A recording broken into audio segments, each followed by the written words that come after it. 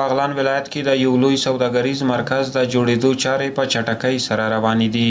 د بغلان ولایت په مرکز پل خمري ښار کې د لوی سوداګریز مرکز د ښاروالۍ له لوري برکت اخلاص خصوصي ساختماني شرکت ته د 15 کلونو لپاره په قرارداد ورکړل شوی دی چې د پل خمري ښار په مهمه سیمه کې په شپږو پوړونو کې په اساسي توګه جوړیږي.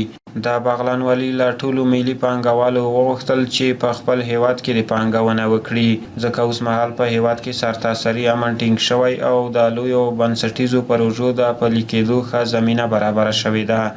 بغلان ولایت کې دلته موږ د فابریکې کن په نامه باندې فابریکه لرو چې هغه د جمهوریت په وخت کې غیر فعاله وه.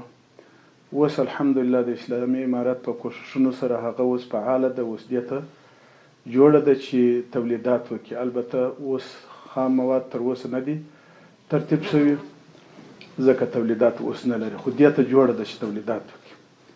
همدارنګه د نساجي فابریکه لرو چې هغه تقریبا 80 یا 90 فصل کې خرابه وه، هیڅ د کار وړتیا نه درلوده. اوس الحمدلله 100 فصل کې ترمیم او جوړه شوه، اوس فعالیت آماده ده چې داسې تولید نه لري چې بازار ته عرضه شي. البته داسې یو مثالي و یو نمونه‌یي تولیدات لري.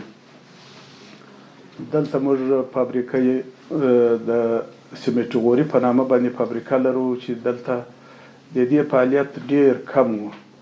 اوس الحمدلله د هغې تولیدات یو په 2 حتی یو په 3 برابره شي. دلته موږ د پایسازي فابریکه لرو چې پایسازي کې مخکې د 800 تر 1500 پورې دلته تولیدات وه. اوس الحمدلله د اسلامي امارت په کوښښونو سره د 800 څخه بیا تر 1500 پورې، اوس د 6000 څخه بیا تر 8000 پورې. د بغلان والي له بهرمېشتو پانګوالو وغوښتل چې د بهرنیو هیوادونو پر ځای د خپل هیواد ته راستانه شي، ځکه اوس مهال په ټول هیواد کې سرتاسري امن ټینګ شوی او د لویو بنسټیزو پروژو د پلي کېدو ښه زمینه برابره شوې ده. بغلان ولایت ډیر د کاروبار ځای دی. ټولو تجارانو څخه مو دا غوښتنه ده چې راشي په دې بغلان ولایت کې، په افغانستان کې الخصوص بغلان ولایت کې دلته سرمایه گذاري وکړي او موږ په تمامه معنا دوی ته ډاډ ورکوو د هر اړخه دوی د مطمئن وشي را دي سي په افغانستان الخصوص بغلان ولایت کې د سرمایه گذاري وکړي. د بغلان ولایت مسؤلینو وویل په هیواد کې هر ډول پانګونې ته ښه زمینه برابره شوې ده او دوی به د ملي پانګوالو او سوداګرو هر ډول ملاتړ کوي ترڅو د هیواد د پرمختګ لپاره کار وکړي. کوشش دا کوو چې د تجارانو سره، د ملي تجارانو سره، د خپل وطنوالو سره دا کوشش کوو چې دغسې پروژې په کار واچي او دغسې ځایونه جوړ کړي، سرمایه ګذاري په خپل وطن کې وکړي، خصوصا په خپل ولایتو کې په داسې ځایونو کې دا خپله بس یو وطن ضرورت ولري. نو هغوی خو موږ د وطن خلک دي، زموږ ورونه دي، باید د خلکو وطن جوړ نه کړي. راسي افغانستان تیکه تیکه شوی دی. افغانستان 40 کاله تر تهدید لاندې و. په دا 40 کاله کې ویرانی پکښې و، نو بعد خلک راسي په خارج کې دي، ورونه په هر ځای کې دي، راسي خپل په وطن کې سرمایه ګذاري وکړي، خپل په وطن کې شرکتونه جوړ کړي، فابریکې جوړې کړي او د وطن د دوی به هم نیکنامي وي، وطن به هم جوړ وي، د وطن غریبان به هم ټوله په کار وي او ټول مشکلات به د وطن حل شي. دغه ساختماني پروژې انجینران وایي چې یا د سوداګریزه ودانۍ په نوې او عصري بڼه جوړیږي چې پراخه پارکینګ او نور معیاري اسانتیاوې به ولري. این پروژه یکی از پروژه های دولتی است که از طریق اداره محترم شارولی شهر پلخمری بعد از طی مراحل پروسه تدارکات کارش در مدت بیشتر از 8 ماه میشه که شروع شده و در محدوده 10,000 متر مربع زمین در 5 جنگ ساختمان‌های تجارتی در نظر گرفته شده که متشکل از بیشتر از 920 دکان است. در یک منزل عجیب پارکینگ در نظر گرفته شده، شامل مسجد شریف است، هتل است که با ساخت و ساز این پروژه به صورت عموم مشکلات شهروندان شهر پلخمری به خصوص دکاندارانی که به شکل غیر معیاری در اطراف شهر پلخمری با فعالیت ادامه میدن مشکلات از آنها مرفوع و با همکاری نهادهای محترم دولتی بعد از تکمیلی کار پروژه میشه که این پروژه به شکل منظم استفاده صورت بگیره که هزینه پروژه در حدود بیشتر از 550 میلیون افغاني را اعتبار میکنه. د پل خمري ښار اوسیدونکو د دغه بنسټیزې پروژې د پلي کېدو نه خوښي څرګنده کړه. ویل چې د اسلامي امارت د واکمنۍ پر مهال د دوی په ولایت کې د اقتصادي او بنسټیزو پروژو کارونه پیل شوي او د ښار د پراختیا او ښکلا هڅې روانې دي. شهر پل خمری در مدت 50 سالی که از عمر ما شده بود کسی در اینجا سنگ سر سنگ نمانده بود، ولی مدت 3 سال میشه که با تغییر نظام، با آمدن امارت اسلامی، فضل خداوند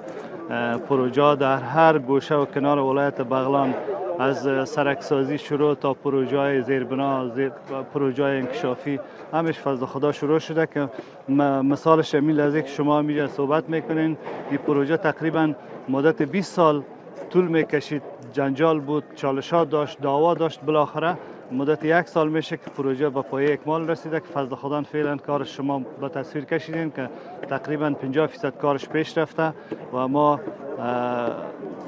تشکری میکنیم از دستاندرکاران شرکت برکت اخلاص و جناب والی صاحب و شاروار صاحب که این پروژه را به پایه اکمال رساندند. الحمدلله مردم 100% خوش هستند. این خو یک چیزی است که عامل منفی است، همه مردم میتونن از استفاده کنن و یک چیز ضروری است در شهر، چون که ما 40 سال بدبختی و جنگ تیر کردیم در وطن، در این چیزا بسیار نیاز خاص داره. زیاد خوشحال هستیم که این رقم تعمیر جور شد. هزار بار شکر میکنیم که تجارت داریم. ما تجارت خود خواهش دارم که مالکتای مردم خرچه میکنه، چرا در افغانستان ما شما خرچه نمیکنه. ماشاءالله زیاد لکس 4 منزل جور کرده، مگم ماشاءالله خب قید فعلا خودم یک نظر دارم بخیر که یک دکانه کمیجه بر خود بگیرم بخیر. دغه سوداګریز مرکز د جوړېدو د چارو اړوند شرکت مسؤلین وویل چې په دغه مارکیټ کې به د بانکونو نمایندګۍ، صرافۍ، زرګرۍ، جامې پلورنځي او نور بیلابیل کاروبارونه ترسره کیږي. مارکیت مرکز تجارتی شهر پل خمری که ملکیت اصلی شارولی ریاست شارولی ولایت بغلان می باشد با مساحت 10,000 متر مربع زمین که 5058 متر مربع آن زیر ساخت می باشد و متباقی از اون ساحات سبز، ساحات پارکینگ، ساحات خدماتی می باشد. در 6 طبقه اعمار می گردد که دارای مرکز گرمی های سردکن، گرمکن، لفت های مجهز، پارکینگ وسیع که یک پارکینگ ما در روی زمین داریم که در حدود 300 اراده موتر گنجایش داره و یک پارکینگ دیگر در منزل پنجم داریم که در حدود 150 اراده موتر گنجایش داره.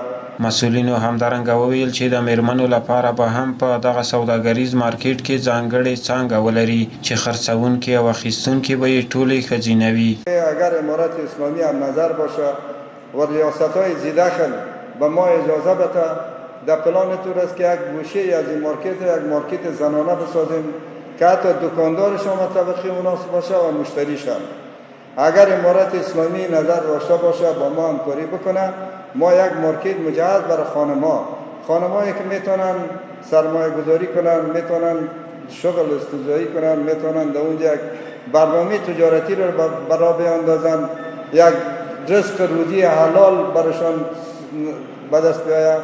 یک مارکتی که در اونجا فروشنده‌ش هم از این خانم‌ها باشه و مشتریشان خانم‌ها باشه، یعنی طبقه ذکور یا برادرای ما هیچ حق در آمدن در مارکت نداره. دا یادونه وړ ده چې په وروستیو کلونو کې د هیواد په بیلابیلو ولایتونو کې د حکومتي ادارو او خصوصي سکتور په ګډو همکاریو سره دا ډول بنسټیزې پروژې پلي شوې دي چې په هره پروژه کې زرګونو هیوادوالو ته کاري فرصتونه هم رامنځته شوي دي.